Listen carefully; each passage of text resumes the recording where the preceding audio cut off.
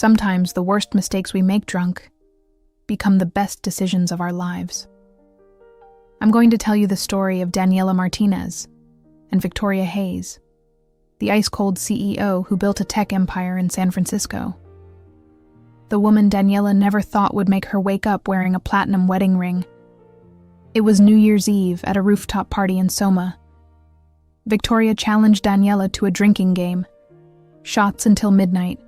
Laughter. Champagne. Fireworks exploding over the Golden Gate Bridge. And at 3:47 a.m., Daniela signed a 5-year marriage contract. Completely legal. Impossible to break without paying €500,000 she didn't have. Suddenly, Daniela was living in a luxury penthouse, attending corporate galas pretending to be the perfect wife, while discovering that Victoria had been watching her for 2 years. Waiting, planning this exact moment, because what looked like a drunken bet was actually the most calculated move of a woman who didn't know how to say, "I love you," without having total control of the situation. This isn't just a story about manipulation. It's a story about obsession disguised as business, about forced cohabitation that becomes dangerously real, and about two women discovering that the most authentic love sometimes grows from the most elaborate lies. Stay with me until the end to know this story. See you soon. Waking up with a ring on your finger and a marriage contract in your hand is the kind of nightmare that coffee can't fix. Danielle's eyes snapped open, and the first thing she felt was a jackhammer pounding inside her skull, like someone was building a freeway through her brain. Sunlight filtered through ivory linen curtains, stabbing her eyes. She didn't recognize this ceiling, didn't recognize this room, didn't recognize the ridiculous thread count of these Egyptian cotton sheets against her bare skin. Then she saw it. A ring. Platinum. Sleek. Expensive as hell. On her left ring finger. Panic hit like ice water. She shot upright and the world tilted violently. Her stomach lurched. She looked around frantically. The room was massive, minimalist, the kind of architectural porn that screamed money in every corner. Floor-to-ceiling windows showed San Francisco waking up under a gray January sky. She recognized the towers of Pacific Heights. Shit. Where was she? On the black walnut nightstand sat a glass of water, 2 painkillers, and a manila envelope. Danielle grabbed it with trembling hands. The letterhead was corporate, professional. Virtue Tech Solutions. The name hit her like a punch to the gut. That was Victoria Blake's company. She opened the envelope and pulled out a multi-page document. The first words froze her blood. Marriage contract, term, 5 years. What the fuck? Danielle whispered, her voice raw and destroyed. She flipped through the pages with growing disbelief. Her full information was there. Her signature, Victoria's signature. 2 witnesses she didn't even remember seeing. Date, January 1st, 2025. Time, 3:47 a.m. That was just hours ago. The clauses were specific, detailed, almost cruel in their legal precision. Clause 3. Both parties agree to cohabitate under the same roof for the contract's duration, at the residence selected by the first party. Clause 7. The parties commit to joint public appearances at least twice weekly. Clause 11. Any breach of contractual obligations will result in a financial penalty of $500,000. Danielle felt the air leave her lungs. $500,000. She didn't have that kind of money. Never had. As a freelance creative director, some months she barely made rent on her Mission District studio apartment. How the hell did she end up here? Fragments of last night started appearing like broken glass in her memory. The New Year's Eve party on a penthouse rooftop, city lights stretching endlessly toward the horizon, the sound of champagne glasses clinking, and her, Victoria Blake, the 34-year-old CEO who'd transformed a garage startup into a tech powerhouse in under 5 years.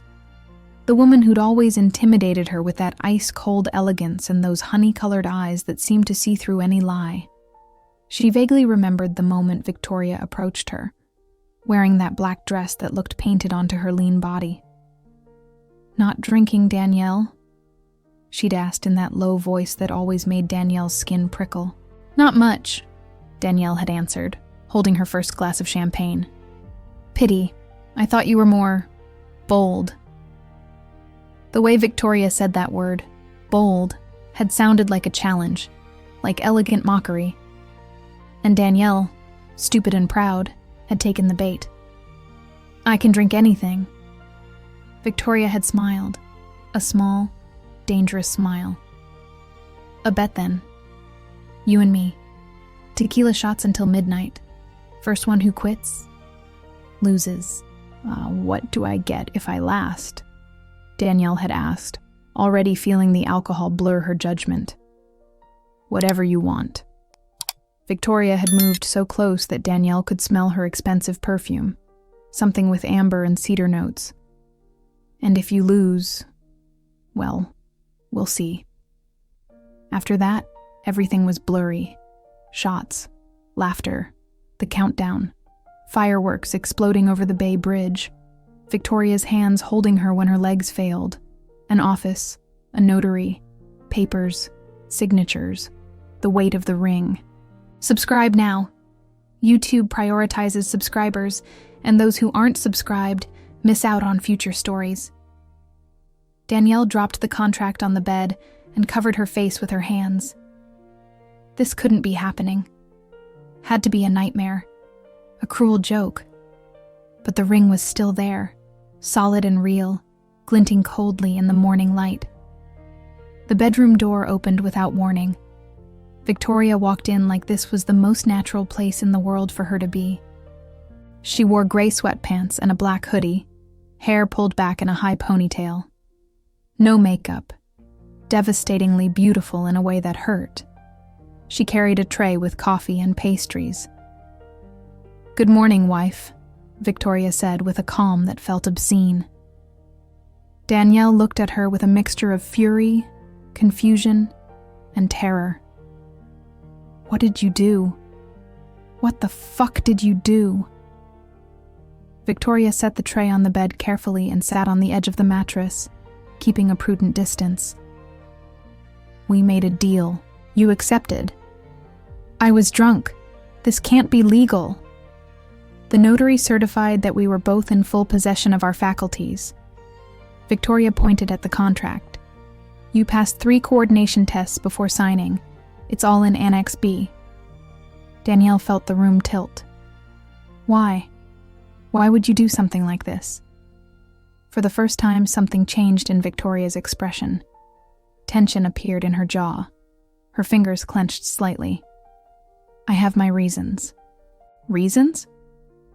Danielle stood up, ignoring the dizziness, ignoring that she was only wearing a shirt that wasn't hers. What kind of reasons justify forcing someone into a fake marriage? It's not fake. Victoria also stood. They were almost the same height, but somehow, Victoria always seemed taller, more imposing.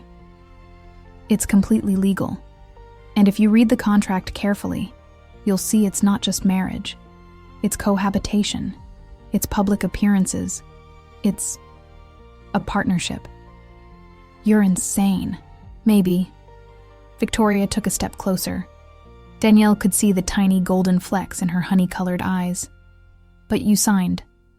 And if you try to break the contract, the penalty will ruin you. So here are your options. You can fulfill the 5 years, live in a luxury penthouse in Pacific Heights, receive monthly compensation of $5,000, and at the end, walk away with a nice settlement. Or you can fight this in court, spend money on lawyers you can't afford, and probably lose anyway. Danielle looked at her incredulously. "You're blackmailing me. I'm offering you a deal." Victoria picked up the contract and held it in front of her. Clause 15. Read it. Danielle snatched the document from her hands and searched for the clause. When she reached 15, her breathing stopped. Clause 15. At the contract's termination, the second party will receive a final compensation of $2,000 plus minority shares in Virtue Tech Solutions equivalent to 1% of equity, $2 million, and shares in a company valued at over $500 million. It was enough to change her life, to never worry about rent again, to open her own design studio, to have security. "Why?" Danielle whispered, because she no longer had the strength to shout. Victoria held her gaze. For a moment, something vulnerable appeared in her eyes. But it vanished so quickly that Danielle thought she'd imagined it. "Because I need you. And you need this." Victoria pointed toward the window, toward the city spreading beneath them. "My company's board is pressuring me. They want me to settle down, to demonstrate stability, to stop being the mysterious single CEO. I need a wife. And you, well, you need money. It's simple." Nothing about this was simple.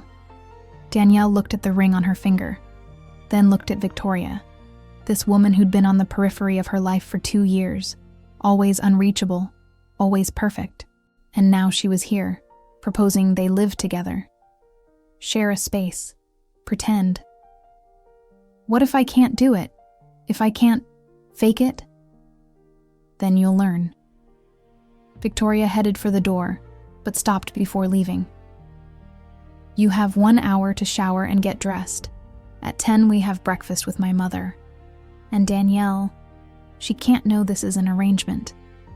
To her, to everyone, we're a real couple who decided to get married impulsively on New Year's. Understood?" The door closed before Danielle could answer. She collapsed on the bed, contract still in her hands. 5 years, 60 months, 1,825 days. That's what she'd just signed without knowing it. An entire life tied to a woman she barely knew. A woman who terrified her as much as she fascinated her. And the worst part was that a piece of her, a small dark piece she didn't want to acknowledge, was curious to see what would happen. The shower was the only normal thing in this nightmare morning. Danielle let the hot water hammer her skin until it was red, trying to wash away the confusion, the panic, the fear. The bathroom was the size of her kitchen back in the Mission District. Italian marble, rainfall shower, double vanity. Everything screamed money, control, perfection, like Victoria. When she emerged wrapped in a towel, she found clothes laid out on the bed. Not hers. A casual but elegant dress, wine-colored, from a brand Danielle had only seen in Union Square shop windows. New underwear, still with tags. Shoes in her exact size. Victoria had planned this. That certainty settled in her stomach like cold stone. Nothing about last night was accidental. The shots, the bet, the notary waiting in some office at 3 a.m. Everything had been carefully orchestrated. But why? Did she really just need a wife to impress her board? Danielle dressed slowly, her hands shaking as she zipped the dress. She looked at herself in the full-length mirror. The dress fit perfectly, like it had been made for her. Victoria knew her exact measurements. A chill ran down her spine. She went downstairs following the sound of voices. The penthouse's main floor was even more impressive than the bedroom. Massive windows showing the city, designer furniture, contemporary art on the walls. And there, in the living room, was Victoria talking with an older woman who could only be her mother. Both turned when Danielle appeared. Victoria's mother was a softer version of her daughter. Same honey-colored eyes, same elegant bearing, but with warmth where Victoria had only ice. She immediately stood and walked toward Danielle with open arms.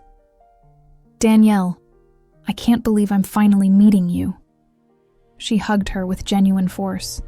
She smelled like vanilla and cinnamon. "Victoria has told me so much about you." Danielle looked over the woman's shoulder at Victoria, who held her gaze with a silent warning. Act natural. Make it believable. "It's a pleasure to meet you, Mrs. Blake," Danielle managed when the woman finally released her. "Please call me Patricia. We're family now." Patricia took her hands and squeezed them. Her eyes filled with tears. "I thought this day would never come. Victoria was always so reserved, so closed off.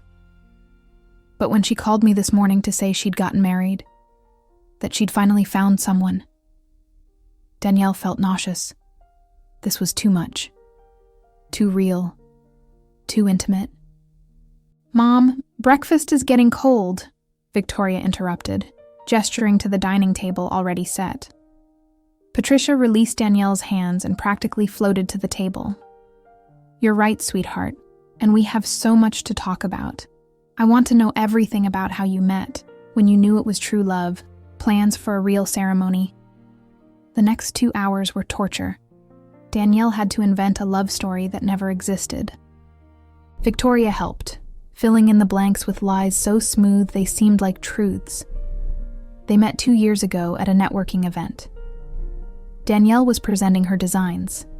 Victoria was impressed by her creativity. They started working together. Business meetings became dinners. Dinners became something more. Patricia drank in every word like nectar. "And when did you know she was the one?" Patricia asked, looking at her daughter with bright eyes. Victoria held her coffee cup between her hands and looked at Danielle. For a moment, something strange crossed her face. Something that seemed real. "I think I always knew," Victoria said quietly. "From the first time I saw her present. There was something about the way she talked about her work, that passion, that certainty. I realized I wanted someone like that in my life. Someone who saw the world with that kind of intensity." The silence that followed was heavy. Patricia dabbed at her eyes. "That's beautiful, sweetheart. Really beautiful." Danielle couldn't breathe, because the way Victoria had looked at her while saying those words didn't seem like acting. When Patricia finally left, promising to return soon to plan a proper celebration, Danielle collapsed on the couch. She was exhausted. Lying was draining. Victoria closed the door and stood there, her back to Danielle. "You did well." "You lie very well," Danielle responded bitterly. "It's a necessary skill in business." Victoria turned around. "And now I need you to be honest with me." "Honest?" Danielle laughed without humor. "That's ironic coming from you." Victoria walked toward her and sat on the coffee table, directly in front of Danielle. Close. Too close. "Are you going to fulfill the contract or are you going to fight it?" Danielle looked at her. Really looked at her. Victoria showed no emotion, but there was tension in her shoulders, in the way her fingers curved slightly. She was nervous? Was the ice-cold CEO nervous? "Why me?" Danielle asked. "Of all the people you know, why choose me for this?" Victoria looked away for the first time. "I already told you. I need a wife and you need money. That's not the whole truth. It's enough truth."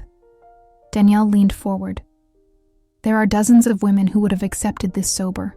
Why did you have to get me drunk?" Something dangerous flashed in Victoria's eyes. "Because sober, you would have said no." "And what does that tell you?" Danielle felt frustration rising. "That you shouldn't have done it. It tells me you're smarter than what's good for you." Victoria stood abruptly. "The contract is signed, Danielle. You can hate it. You can hate me. But it's done." "You didn't answer my question. Why me?" Victoria walked to the window, putting distance between them. When she spoke, her voice sounded different. Lower. More honest. "Because I've been watching you for 2 years. Because every time you walk into a room, I can't stop looking at you. Because you're brilliant and talented and real in a way that no one in my circle is. And because... She stopped. Her hands closed into fists at her sides. Danielle waited. The silence stretched.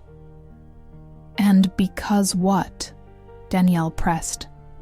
Victoria turned around. Her face had returned to that cold, perfect mask. And because I need this to work. I need to demonstrate stability or I'll lose control of my company. The board is already questioning my decisions. My personal life has become a problem. So yes, I need you. And in 5 years, we'll both benefit. It wasn't the whole truth. Danielle knew it. But it was more truth than she expected to get. She stood from the couch. Fine. I'll fulfill the contract. Victoria blinked, surprised. Just like that? It's not just like that. Danielle walked toward her. But I'm not stupid. $2 million in shares in your company are worth more than my pride. And if I have to live with you for 5 years to get them, I'll do it. But on my conditions. What conditions? First, I want my own space in this penthouse. We're not sharing a bedroom. Second, I need freedom to keep working with my own clients. Third, nothing. Danielle made a vague gesture between them. Nothing physical. This is strictly professional. Victoria nodded slowly. Acceptable. There's a guest room you can use. It has its own bathroom. And you can work from here or wherever you want. As for the other thing, a small, dangerous smile curved her lips. There's no clause forcing you to have physical contact with me, Danielle. That would be inappropriate. Heat rose up Danielle's neck. The way Victoria said inappropriate sounded like the complete opposite. Good, she managed to say. When do I start moving in? Your things are already being packed. My assistant will bring them this afternoon. Of course, Victoria had already planned everything. Is there anything you haven't considered? Danielle asked, unable to hide the sarcasm. Victoria took a step closer. Danielle could see the tiny golden specks in her eyes, could smell her perfume. Just one thing, Victoria murmured. What thing? How hard it's going to be to keep this strictly professional. Sana. And before Danielle could respond, Victoria walked away, leaving her alone in the middle of the living room with her heart beating too fast. The first days were a survival exercise. Danielle moved completely into the penthouse that same Sunday. Her belongings arrived in boxes meticulously labeled by Victoria's assistant, a man named Robert, who was efficient to the point of being unsettling. There was no chaos, no mess. Everything was methodically organized in the guest room that was now officially her space. The room was beautiful, bigger than her entire old apartment. Floor-to-ceiling windows overlooking Golden Gate Park. A walk-in closet the size of her former living room. Private bathroom with a soaking tub. A designer desk where she could work. It was perfect. And that made her feel like a prisoner in a gilded cage. Victoria established a routine almost immediately. She woke at 5 in the morning to work out in the building's private gym. Danielle heard her leave, the sound of the door closing softly in the darkness. She returned at 6:30, showered, and by 7 was already having breakfast while reviewing emails on her tablet. At 8, she left for her offices in Soma. Danielle, accustomed to working from home with flexible hours, felt disoriented by that military precision. But what disturbed her most was the careful distance Victoria maintained. They were polite, civilized. They conversed about superficial things during the breakfast they shared, but they never touched deep topics, never mentioned the elephant in the room, that they were married and living together under a contract neither of them fully understood. Wednesday of that first week, Danielle was working on her laptop when Victoria came home early. It was barely 4 in the afternoon. "We have an event tonight," Victoria announced from her bedroom doorway. Danielle looked up from the advertising campaign she was designing. "What kind of event?" "Charity gala, fundraiser for a tech education nonprofit." Victoria removed the jacket of her tailored suit. "Several of my board members will be there. It's important that we appear together." There it was, the first real test of the contract. "How formal?" Danielle asked, closing her laptop. "Floor-length gown, jewelry." Victoria paused. "There's a dress in your closet. I had it made for you." Of course she did. Danielle found the dress hanging in a designer garment bag. When she pulled it out, her breath caught. It was stunning. Deep emerald green, with an asymmetrical neckline, the fabric flowing like water. It must have cost more than all her savings combined. She tried it on in front of the mirror. It fit perfectly, like everything Victoria chose for her. 2 hours later, they were in the elevator descending to the parking garage. Danielle wore the emerald dress, heels that made her taller, and hair in waves that had taken 40 minutes to perfect. Victoria wore black, a spaghetti strap dress that showed her defined shoulders, her lean back. Her hair was pulled back in an elegant chignon. They didn't look at each other during the entire descent. The event was at the De Young Museum, the space transformed into a gala hall with round tables, enormous floral arrangements, and a dance floor where an orchestra played soft jazz. There were 200 people, all dressed to impress, all with that air of old and new money mixing in conversations about investments and politics. Victoria placed her hand on the small of Danielle's back as they entered. The touch was light, almost impersonal, but Danielle felt every inch of those fingers against her skin. "Smile," Victoria murmured near her ear. "And remember, we're in love." The next 3 hours were a masterclass in performance. Victoria introduced her as her wife to dozens of people, business people, politicians, philanthropists. Some reacted with genuine surprise, others with forced congratulations. Danielle noticed the looks, the evaluations, especially from older women who looked at Victoria like she was a museum piece that needed to be categorized. "So you're the one who finally conquered our Victoria," said a woman named Gabrielle, a board member. She was 60, wore jewelry probably worth more than a car, and had eyes that missed no detail. "I must admit I'm surprised. Victoria was always so selective." "I suppose it was worth waiting for the right person," Danielle responded, forcing a smile. Gabrielle studied Danielle like she was a math problem. "And what do you do, dear?" "I'm a creative director. I design advertising campaigns." "How charming." Gabrielle's tone made it clear she thought it was anything but charming. "I suppose the world of design must be very different from Victoria's corporate world." Danielle felt the insult beneath the polite words. "You weren't good enough for her. You're not from our world." Victoria, who'd been talking with a nearby businessman, turned and slid her arm around Danielle's waist. "Danielle is one of the most brilliant creative minds I've met, Gabrielle. In fact, Virtue Tech hired her studio for our next global campaign." It was a lie. But Victoria said it with such conviction that even Danielle almost believed it.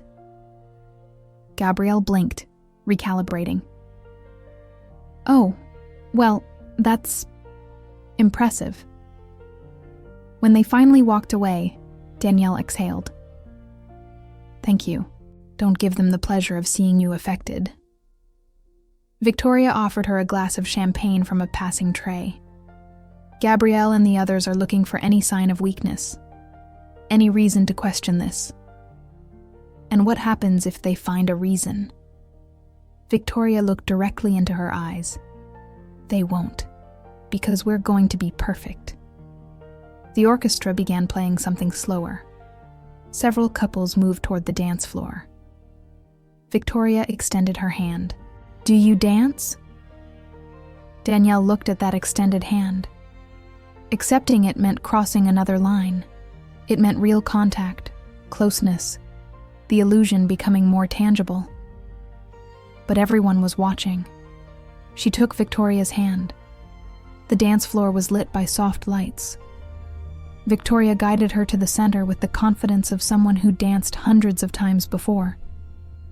She placed one hand on Danielle's waist, held her other hand, and suddenly they were moving together. Danielle wasn't a bad dancer, but Victoria was exceptional. She led with subtlety, anticipating every step, every turn, and they were close. Too close. Danielle could feel the heat of Victoria's body, could smell her perfume mixed with something more personal, could see the tiny freckles on her neck that she normally hid with makeup. "You're tense," Victoria murmured. "I'm aware that hundreds of eyes are evaluating us." "Then give them something to believe in." Victoria pulled her slightly closer. "Look at me like I'm the only thing that matters." Danielle lifted her gaze. Victoria's honey-colored eyes captured her. And for a moment, she forgot they were acting. Forgot the contract. Forgot the farce. Only this existed. The movement. The closeness. The way Victoria looked at her like she could actually see inside her. "Like that," Victoria whispered. "Perfect." The song ended. But neither moved immediately. They stood there, breath synchronized, the world continuing around them while they existed in a bubble of tension. It was Victoria who finally stepped back. "We should return to our table." The rest of the night passed in a blur of conversations, more champagne, and smiles that made Danielle's facial muscles hurt. When they finally returned to the penthouse, it was past 2 a.m. Danielle kicked off her shoes in the elevator, groaning in relief when her feet touched the cold floor. Victoria watched her with a small smile. "You survived your first event." "Barely." Danielle massaged her neck. "Is it always like this?" "Most of the time." Victoria opened the penthouse door. "Welcome to my world." They entered in silence. Danielle headed toward her bedroom, exhausted to her bones. But before she arrived, Victoria's voice stopped her. "Danielle." She turned. Victoria stood in the middle of the living room, barefoot, holding her shoes in one hand. She looked different. Less controlled, more human. "You did well tonight," Victoria said. "Better than I expected." "Is that a compliment?" "It's a fact." Victoria walked closer slowly. "Gabrielle called me an hour ago. She said she'd changed her mind about you, that there's clearly something special to have captured my attention." "How kind of her," Danielle responded with sarcasm. "You don't understand." Victoria stopped in front of her. "Gabrielle is the most influential voice on my board. If she accepts you, the others will follow. This could work." There was something in her voice. Something like relief. Like hope. "Are you really this desperate to keep your company?" Danielle asked quietly. Victoria's expression hardened. "Virtue Tech is all I have, all I've built. I'm not going to let them take it from me because I don't fit their idea of what a stable CEO should look like." "And me? Am I just a piece on your chessboard?" Victoria looked at her for a long moment. Then, she did something unexpected. She lifted her hand and lightly brushed the back of her fingers against Danielle's cheek. The touch was so light, it almost wasn't real. "You're not just a piece," she murmured. "You're the riskiest move I've ever made in my life." And before Danielle could process those words, Victoria walked away toward her own bedroom, leaving her alone in the darkness, with her heart beating too fast and questions she had no way to answer. If any part of this story resembles your life, the hype button helps it not stay silent. 2 weeks passed before Danielle found the first crack in Victoria's perfect facade. It was a Friday night. Danielle was in her room working on a project when she heard the sound of something breaking in the living room. A violent crash, followed by silence. She ran out and found Victoria standing in front of the panoramic window, a broken whiskey glass at her feet. She still wore her work clothes, but the jacket was thrown on the couch, her blouse half unbuttoned. Her hair, normally perfect, was disheveled like she'd been running her hands through it repeatedly. "Are you okay?" Danielle asked cautiously. Victoria didn't turn around. "Go to your room." Something in her voice was different. Broken. "There's glass on the floor. You're going to hurt yourself." Danielle went to the kitchen for the broom and dustpan. "I told you to go." Victoria's voice rose in volume. Danielle ignored the order and started sweeping the glass fragments. Victoria finally turned, and Danielle saw her eyes. Red. Wet. She'd been crying. The ice-cold CEO, the Iron Woman, had been crying. "What happened?" Danielle asked softly. "Nothing that concerns you. We live together. We're married, even if it's fake. So yeah, it concerns me." Victoria laughed, but it was a bitter sound. "Suddenly you care? 2 weeks ago you practically hated me." "I'm still not sure I don't hate you," Danielle admitted. "But I also can't stay in my room while something is clearly wrong." Victoria collapsed on the couch, her control finally breaking. She covered her face with her hands. The board voted today. Danielle left the broom and sat on the coffee table in front of her. And they want to sell VirtueTech. The words came out choked. There's an East Coast company offering a fortune, and most of the board wants to accept. They say it's the best financial decision. And you? Victoria lowered her hands. Her makeup was smudged, revealing dark circles she normally concealed. She looked exhausted, vulnerable, human. "I built this company from nothing. Slept in my office the first 2 years, sacrificed relationships, health, everything, and now they want to sell it like it's just numbers on a balance sheet." Danielle understood then. This wasn't just about money or control. It was personal.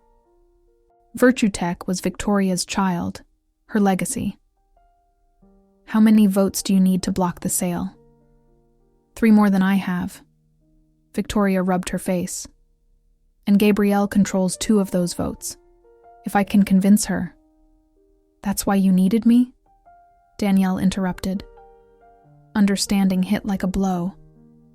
"Not just to demonstrate stability. You needed Gabrielle to see you as someone with roots, with family, with reasons to stay." Victoria nodded slowly. "Gabrielle is old school. She believes people with partners are more reliable, more anchored. If she thinks I have something to lose, something that ties me to San Francisco, she'll be less likely to support the sale." "So you really did use me?" "Yes." Victoria looked directly at her. "I used you. And if I could go back in time, I'd do it again. Because VirtueTech is the only thing that matters to me." It should hurt, should make Danielle get up and walk away. But something in Victoria's desperation, in that brutal honesty, kept her seated. "What do you need me to do?" Danielle asked. Victoria blinked. "What?" "To convince Gabrielle. To get those votes. What do you need?" "Why would you help?" Danielle shrugged. "Because I signed a contract. And because..." She paused, searching for the right words. "Because I understand what it feels like to have something you love threatened." Victoria studied her intensely. "Gabrielle is organizing a dinner next Saturday, at her house in Napa Valley. Couples only. She wants to get to know us better." "Okay." "It won't be easy. Gabrielle is intrusive. She'll ask personal questions. She'll want to see real chemistry between us. Then we'll give her chemistry. Danielle, I'm serious. We can't just act superficially. She'll know if we're faking. Danielle leaned forward. What do you suggest then? Victoria hesitated. Then, we need to know each other, really. We need to be able to talk about each other like we've spent years together, not weeks. Like a date? The word sounded strange coming from Danielle. Like building a believable story. Victoria stood and went to the bar, pulling out another bottle of whiskey. She poured herself a drink, this time in a glass she didn't break. I need to know about you, your family, your dreams, your fears, and you need to know the same about me. Why do I feel like this is more dangerous than any charity gala? Victoria smiled, but it was a sad smile. Because really knowing someone is always more dangerous than pretending. For the next hour, they talked. Really talked for the first time since Danielle had woken up with that ring on her finger. Victoria told her about her childhood, only daughter of a single mother who worked 3 jobs to support them. Grew up in Oakland, not Pacific Heights. Everything she had now, she'd built from nothing. Virtue Tech started in her rented apartment's living room, with an old laptop and an idea. Does your mother know? Danielle asked. About the contract? No. Victoria looked at her glass. My mother is the only person in the world I can't disappoint. If she knew this was fake, she wouldn't understand. It sounds like you love her a lot. She's all I had, before Virtue Tech, before all this. Victoria gestured, encompassing the penthouse. It was just her and me against the world. Danielle understood then why Victoria fought so desperately for her company. It wasn't just pride. It was showing her mother that the sacrifice had been worth it. Your turn, Victoria said. Tell me about your family. Danielle exhaled. Not much to tell. My parents divorced when I was 8. My mom remarried and moved to Portland. I have a younger brother living in Seattle. We talk on Christmas and birthdays, and that's it. Why aren't you close? Because when I was 17, I told them I liked women. Danielle felt the old bitterness rise. My mother said it was a phase. My father stopped talking to me for a year. And my brother, he was kind, but distant. Like he didn't know what to do with me. Victoria moved closer and sat next to her on the couch. I'm sorry. I don't need pity. It's not pity. It's empathy. Victoria took a sip of her whiskey. My mother knew when I was 15. She found a diary where I wrote about a girl from my school. I thought she'd be disappointed. But she just hugged me and said she already knew. That she was just waiting for me to be ready to tell her. You were lucky. I know. Victoria looked at Danielle with new intensity. Is that why you came to San Francisco? To get away from them? I came to study design. And yes, to be someone different from who I was in Sacramento. Someone who didn't have to explain themselves. And did you succeed? Danielle thought about that. About her years building her career, working on projects she loved, living on her own terms. Mostly yes, until I woke up with a ring on my finger and my life stopped belonging to me. The silence that followed was heavy. I'm sorry for taking your choice, Victoria finally said, her voice barely a whisper. It was the first time she'd really apologized. Danielle looked at her. Victoria sat with slumped shoulders, hair still disheveled, makeup still smudged. Without her corporate armor, without her control mask, she was just a scared woman afraid of losing what she loved. Can I ask you something? Danielle said. Sure. That night, on New Year's, when we made the bet about the shots, did you really just need a wife to impress your board? Victoria looked away. Why does it matter? Because I've been trying to understand why me. And nothing you've said fully explains why you chose someone you barely knew. Someone who could have refused. Someone who... Danielle stopped, searching for words. Someone who clearly complicates your life more than simplifies it. Victoria stood abruptly and walked to the window. The city glowed beneath them, millions of lights stretching toward the horizon. "There's a clause in the contract," Victoria said without turning. "At the end, handwritten. Did you see it?" Danielle remembered flipping through all the pages that first morning, but she was so shocked that many details had been lost. "I don't remember it. Go get the contract, page 18. Danielle went to her room and pulled the document from the drawer where she'd hidden it. She went to page 18, and there, at the end, after all the typed legal clauses, was a line handwritten in blue ink. "If at the end of the 5 years, either party wishes to convert this arrangement into a real marriage, the other party will have right of first refusal." Danielle read the line 3 times, then returned to the living room where Victoria still stared out the window. "What does this mean?" Danielle asked, her voice barely stable. Victoria finally turned. Her eyes shone with something Danielle couldn't identify. Fear? Hope? "It means," Victoria said slowly, each word measured, "that maybe in 5 years, this doesn't have to be just a contract." The world tilted. "Are you telling me you did all this because you wanted a chance with me?" "I'm telling you that I've been watching you for 2 years, that I've found reasons to go to events where I knew you'd be, that I've memorized how you take your coffee, how you move your hands when you talk about a project you love, how your laugh changes depending on whether it's genuine or polite." Victoria took a step toward her. "I'm telling you that I'm a coward who didn't know how to approach you normally, so I created a scenario where you had no choice but to be close to me."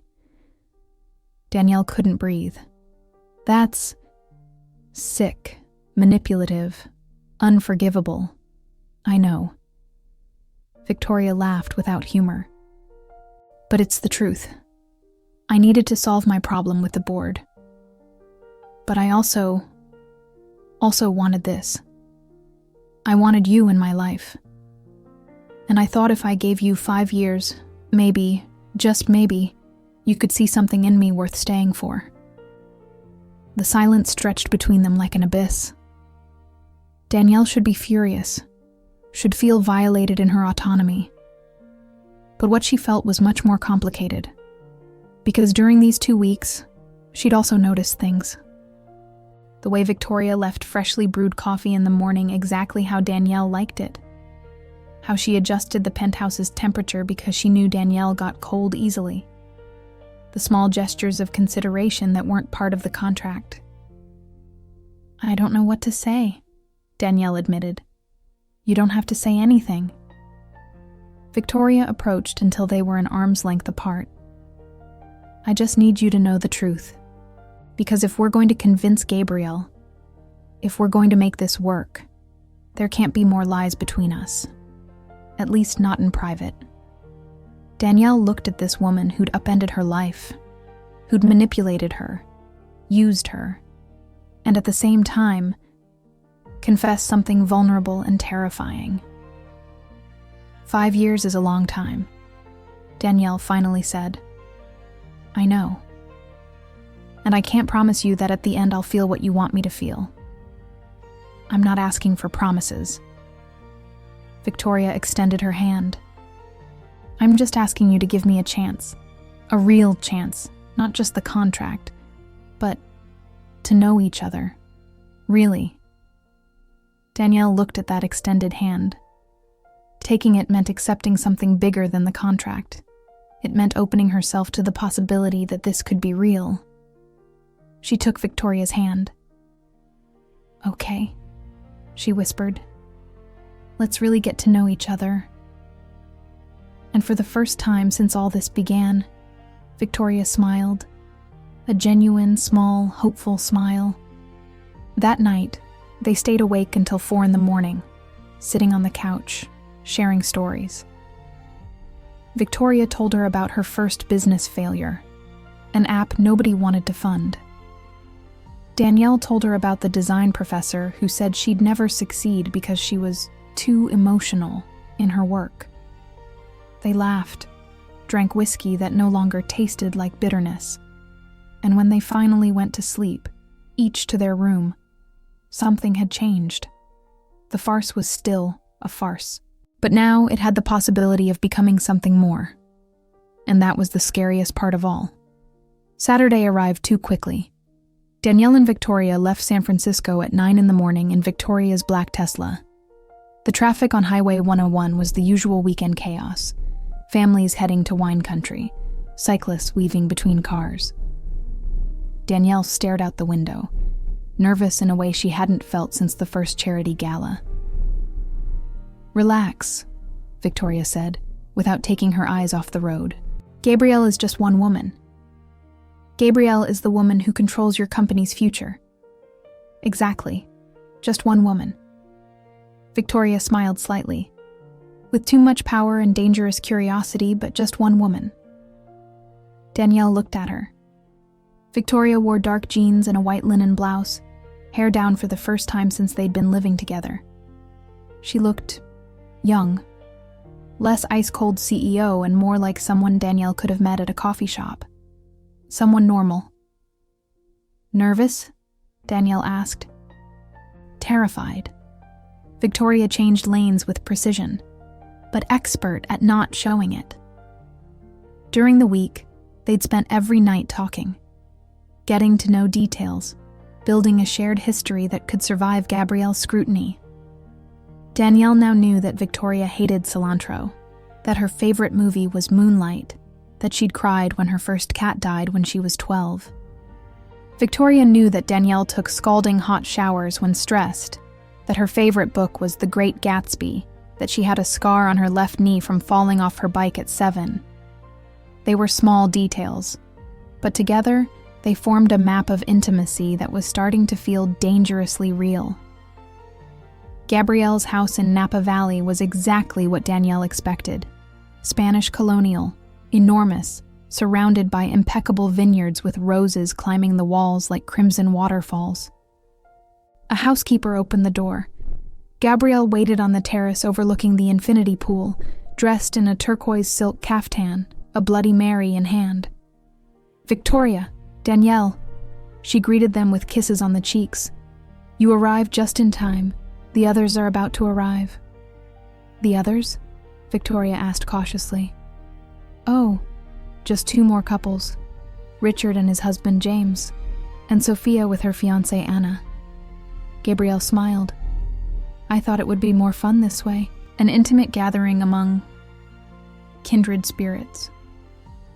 Danielle felt Victoria tense beside her. This wasn't what they expected. More people meant more eyes evaluating, more opportunities to make mistakes. The next 2 hours were a masterclass in social diplomacy. Richard and James were a couple who'd been together 15 years, owners of a restaurant chain. Sophia and Anna were younger, architects who'd met in college. Both couples were genuine, comfortable in their skin, the kind of relationships you saw after years of building something real together. And then there were Victoria and Danielle, pretending.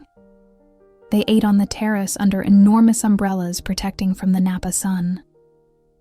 Gabrielle had prepared an impressive menu: grilled salmon, heirloom tomato salad, artisan bread. Wine from her own vineyard that probably cost more than Danielle's monthly rent in her old life. "So tell us," James said, a 50-year-old man with a warm smile and curious eyes. "How did Victoria finally decide to settle down? We all know her, married to her work." Victoria took Danielle's hand on the table. The gesture looked natural, practiced. "Danielle made me an offer I couldn't refuse," Victoria said with a small smile. "What kind of offer?" Anna asked, leaning forward with interest. Danielle felt all eyes on her. It was her turn to perform. "I told her that if she didn't take a chance on me, She'd spend the rest of her life wondering what could have been, and Victoria hates unanswered questions. Laughter around the table. Gabrielle watched with sharp eyes. "How romantic," Sophia said. "And you two? How long were you together before getting married?" 2 years, Victoria answered without hesitation. Though in secret, I didn't want to mix my personal life with work. But something changed, Gabrielle observed. What was it? Victoria looked at Danielle, and in her eyes, Danielle saw something that made her breath catch, because it didn't seem like acting. It seemed like truth. "I realized that the time I spent hiding her was time I was wasting," Victoria said quietly. "And I'd already wasted enough." The silence that followed was thick with meaning. "Cheers to that," Richard said, raising his glass. "To time well spent." Everyone toasted. After lunch, while the men played cards and Sophia and Anna explored the gardens, Gabrielle invited Danielle to walk through the greenhouse. It was a glass structure full of exotic orchids, the air humid and heavy with floral perfume. "You're good," Gabrielle said without preamble. Danielle tensed. Good at what? At making her seem human. Gabrielle stopped in front of a white orchid with a purple center. Victoria has always been brilliant. Cold, calculating, effective, but never human. Until now. We're all human, Gabrielle. Some of us work very hard to hide it. Gabrielle looked at her directly. Especially in the corporate world, vulnerability is perceived as weakness, so we build walls. Victoria built a fortress. And you think I'm tearing it down? I think you're the first person who's made her want to tear it down. Gabrielle gently touched the orchid's petals. I've known Victoria since she was 25, a hungry young woman with an idea and zero resources. I watched her build Virtue Tech from nothing, saw how she sacrificed everything for that company. Why are you telling me this? Because I need to know if you're going to hurt her. Gabrielle turned to her with a serious expression. The board wants to sell because they think Victoria is burned out, that she has nothing left to give. But I see something different. I see someone who finally has a reason to balance her life, to not just work herself to death. Danielle felt the weight of that gaze. What if I told you I don't know if this will work? That I'm scared it's too complicated? I'd tell you that's exactly what I was hoping to hear. Gabrielle smiled. Real relationships are complicated. If you'd told me everything was perfect, I'd know you were lying. It was a test, and Danielle had just passed it without realizing. Are you going to support Victoria? Danielle asked directly. I'm going to vote against the sale. Gabrielle started walking toward the greenhouse exit. But not because of you. Because of her. Because she deserves the chance to see what she can achieve when she finally has something more in her life than just the company. When they returned to the terrace, Victoria was talking with Richard about something technical. But her eyes immediately sought Danielle, with a silent question. Danielle nodded slightly. Mission accomplished. The tension in Victoria's shoulders visibly dissolved. The rest of the day passed in a haze of conversations, more wine, and finally goodbyes when the sun began to set. During the drive back to San Francisco, neither spoke much.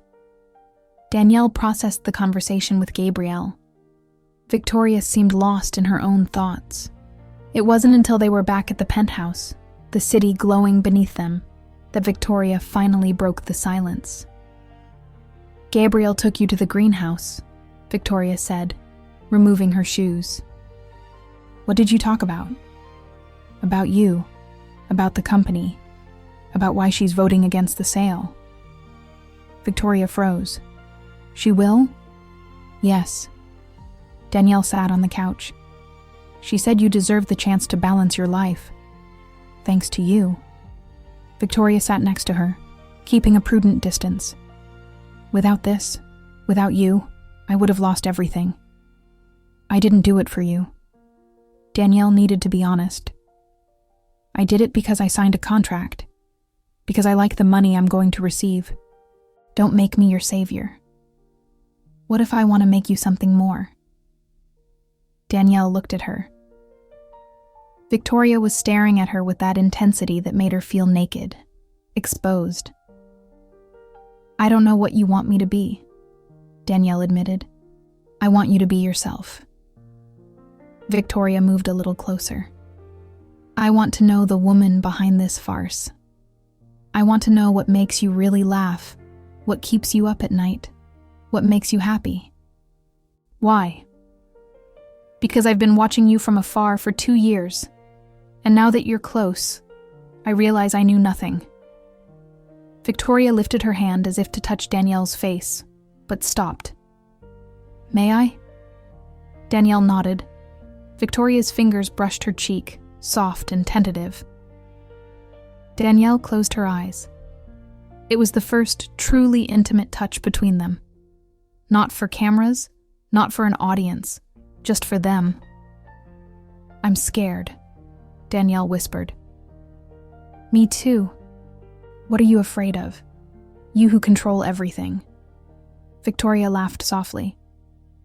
I'm afraid that in 5 years, when this ends, you'll leave and I'll realize I fell in love with someone who was just fulfilling a contract.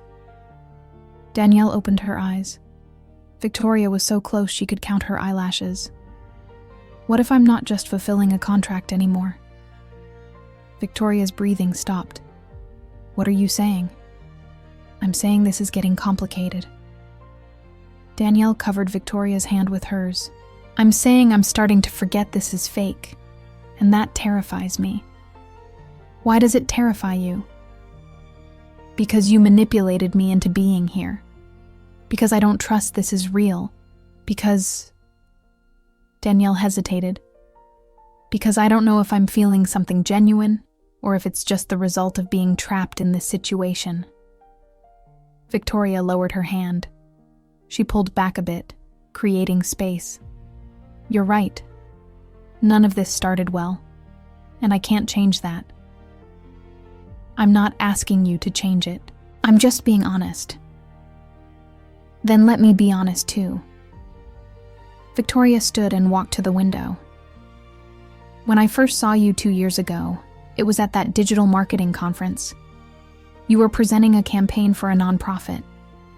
You talked with such passion about how design could change perceptions, save lives. And I was paralyzed. Danielle remembered that conference. It had been terrifying and exciting at the same time. After your presentation, I wanted to approach you, Victoria continued, but I didn't know what to say. So I hired your studio for a small project, just to have an excuse to talk to you. But each meeting made me feel more inadequate, more aware that I didn't know how to be normal, how to flirt, how to show interest without seeming like an intimidating boss. So you decided to get me drunk and make me sign a marriage contract. So I made the worst decision of my life because it was the only one I could execute with certainty. Victoria turned around. And now I'm here, falling in love with someone who has every right to hate me, and I don't know how to fix it. The silence was absolute. Danielle stood slowly, walked toward Victoria, stopped inches away. I don't hate you, she said quietly. No? I can't. Because part of me understands why you did it. Part of me... Danielle exhaled. Part of me is flattered that someone like you obsessed over me so much that you'd do something so extreme. That's sick. Maybe. Danielle smiled slightly. Or maybe we're both a little broken, and that's why this works. Victoria lifted her hand again, and this time, Danielle didn't stop her. Her fingers caressed her cheek, went down her neck, stopped at her shoulder. What do you want from me, Danielle? Victoria asked, her voice husky. I want time. I want this to be real, not just a contract. I want to know you without the pressure of Gabrielle or the board or public appearances. Just you and me. What if at the end you decide I'm not what you want? Then at least it will have been my choice. Danielle covered Victoria's hand with hers. Not something I was forced to sign drunk. Victoria nodded slowly. Time. I can give you that. They stood like that, in silence, looking at each other as if seeing each other for the first time. And maybe it was true. Maybe this was the first time they allowed themselves to be seen without layers of protection. I have to tell you something, Danielle finally said. What? When we danced at the charity gala, I wasn't completely acting. Victoria's eyes widened. What? I felt attracted to you, and it scared me, because in that moment I understood this could become real. And I didn't know if I was ready for that. And now? Victoria's voice was barely a whisper. Are you ready now? Danielle didn't answer with words. Instead, she leaned forward and pressed her lips softly against Victoria's. The kiss was tentative, exploratory. But when Victoria responded, deepening it slightly, Danielle felt something inside her break and rebuild at the same time. This wasn't acting. This wasn't for anyone else but them. When they separated, both were breathing heavily. Shit, Danielle whispered. Yeah, Victoria agreed. Shit. And then they laughed. Nervous, relieved, scared laughter. Because they'd just crossed a line with no return. If this doesn't deserve a like, I don't know what does. The next 3 months transformed everything. It wasn't dramatic. There was no grand declaration. Instead, it was a million small moments that added up to become something neither could deny. Victoria started coming home earlier, not at 9 at night, but at 6. Sometimes even 5. They cooked together, though neither was particularly talented in the kitchen. They burned pasta 3 times before finally mastering cacio e pepe. Danielle moved her desk to the main living area to work near Victoria in the afternoons. They didn't talk much during those hours, but the silent companionship became precious. The sound of Victoria typing, the scratch of Danielle drawing on her tablet, the peace of simply existing in the same space. Weekends they explored the city like tourists, the ferry building and its artisan markets, Alcatraz at sunset, Muir Woods in early morning fog, places Victoria, despite having lived in the Bay Area her whole life, had never visited for pleasure. And they talked. God, how they talked. About everything and nothing. Philosophy at 3 a.m, politics while making coffee, dreams and fears while watching sunsets from the panoramic window. Physical intimacy arrived gradually. Another kiss after a particularly good dinner. Hands intertwined while watching a movie. The night Danielle had a nightmare, and Victoria held her until she stopped shaking. And finally, 3 months after that first kiss, the night Danielle knocked on Victoria's bedroom door and simply said, I don't want to sleep alone. They didn't make love that night. They just lay together, legs tangled, breaths synchronizing, and it was more intimate than any physical act. The company stabilized. Gabrielle kept her promise and convinced 2 more board members. The vote was close, but Virtutech stayed independent. Victoria launched a new product line that was an immediate success. Stock prices jumped 20% in 2 months. Victoria's mother became a regular presence in their lives. Sunday dinners where Patricia taught them family recipes and told embarrassing stories of Victoria's childhood. Danielle adored her, and Patricia clearly adored seeing her daughter finally happy. But not everything was perfect. There were fights. Like when Victoria worked 36 hours straight on a presentation, and Danielle yelled at her for not taking care of herself. Or when Danielle accepted a project in LA that required traveling a week, and Victoria went impossibly cold because she didn't know how to say, I'll miss you, without sounding vulnerable. But they learned to fight better, to communicate, to not let silence become poison. At some point during those months, Danielle realized she no longer thought about the contract, didn't count the days until it ended. Instead, she found herself planning futures. Vacation to Europe next year, maybe adopting a dog, remodeling the guest room into a joint studio where they could both work. Futures that went beyond 5 years. It was on a July night, 6 months after that first confused morning, that everything definitively changed. They were in Victoria's bed, that was now their bed, watching a movie neither was really watching. Danielle had her head on Victoria's chest, listening to the steady rhythm of her heartbeat. "Do you regret it?" Victoria asked suddenly. Danielle lifted her head. "Regret what?" "That night, the contract, all of this." Danielle thought about the question seriously. Thought about that first morning of panic. The fights. The awkward moments. Learning to trust someone who'd manipulated her. "Ask me again in 4.5 years," she finally answered. Victoria laughed. "That's not an answer." "It's the only honest answer I can give you." Danielle sat up until she was facing Victoria. "Because yes, I regret how it started. I regret not having a choice. But I don't regret where we are now." "And where are we?" "Falling in love with you." Danielle said the words out loud for the first time. Slowly, terrifyingly, irrevocably falling in love with you. Victoria sat up abruptly. Her eyes shone with tears she refused to let fall. "Danielle, let me finish." Danielle took her hands. "I'm falling in love with you. But I'm still angry. I still have days where I wonder if this is real, or if it's some kind of corporate Stockholm syndrome. And I don't know if that will change. So what do? We keep going." Danielle squeezed her hands. "We keep getting to know each other. Keep fighting and making up. Keep building this, whatever it is. The contract says 5 years. Fuck the contract." Danielle moved closer until their noses almost touched.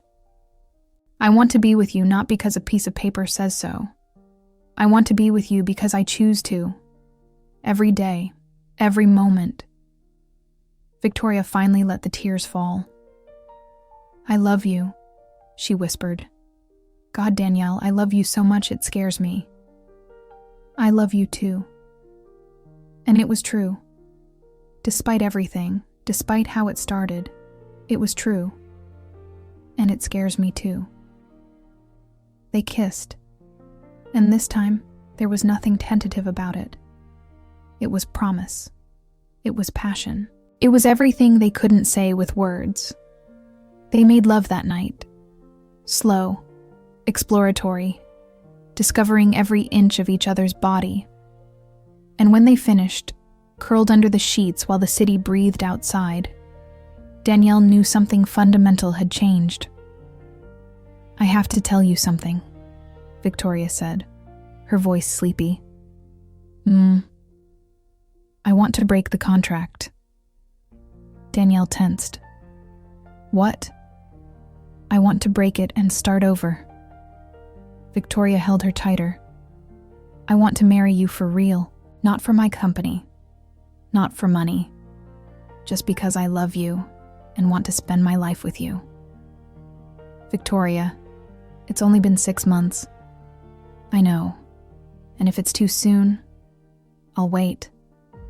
I'll wait the remaining 4.5 years. I'll wait 10 years if necessary. But I need you to know this isn't the contract talking. It's me, choosing you. Every day, forever." Danielle felt her heart expand until it was too big for her chest. "You're crazy." "Completely." Victoria kissed her forehead. "Is that a yes?" "It's an ask me in a year." Danielle smiled against her neck. Ask me when we've survived our first anniversary of this mess. Ask me when you've met my terrible family. Ask me when we've had our worst fight and stayed together after. And then you'll say yes? Maybe. Danielle lifted her head to look at her. Probably, almost certainly. I can live with almost certainly. They fell asleep like that, intertwined, while the city slept and woke and kept turning. And for the first time since that chaotic January morning, Danielle felt peace. The following months continued on that upward trajectory. Not perfect, never perfect, but real, authentic, theirs. Danielle met more of Victoria's family, aunts who interrogated her about intentions, cousins who immediately adopted her, a 90-year-old grandmother who told her, "It's about time Victoria found someone who won't let her get away with everything." Victoria finally met Danielle's family at an awkward dinner in Sacramento. Her mother was cold but polite, her father absent even while present. But her brother, surprisingly, hugged Victoria and whispered, "Thank you for making her happy. I haven't seen her like this in years." They celebrated the first anniversary of the marriage privately. No gala, no events, just the two of them in a cabin at Lake Tahoe, rain hitting the roof, hot chocolate, and a 6-hour conversation about what they wanted for the future. "I want to travel with you," Danielle said. "See the world, not just for work." "I want a house," Victoria responded. "Not a penthouse. A real house with a yard where we can have a dog. Maybe two. I want you to meet my favorite clients, see why I love what I do.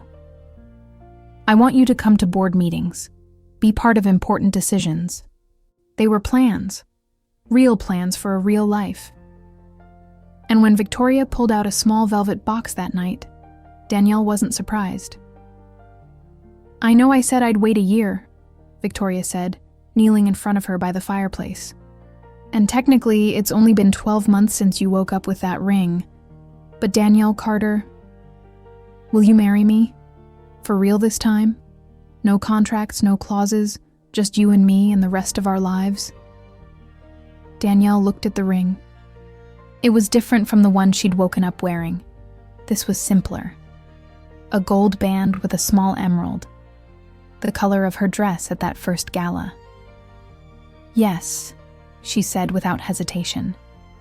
"Yes, I'll marry you. For real this time." And when Victoria slid the ring onto her finger, right above the contract ring that Danielle had never taken off, she felt like everything finally clicked into place. 3.5 years later, in a garden in Sausalito under an absurdly blue June sky, Danielle Carter and Victoria Blake got married. For real. With Patricia crying in the front row, with Gabrielle among the guests, smiling with the satisfaction of someone who says, "I told you so." It wasn't a huge wedding. 50 people. Intimate. The people who mattered. When the officiant asked them to read their vows, Victoria spoke first. "Danielle, I met you 6 years ago, but I only really met you 4 years ago. And they've been the 4 scariest, most complicated, and absolutely perfect years of my life.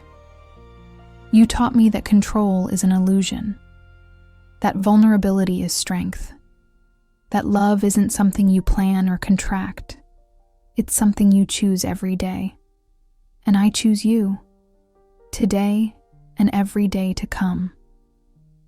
Danielle had to wipe her eyes before she could speak. "Victoria, we started in the worst possible way. And honestly, for a long time I hated you for it.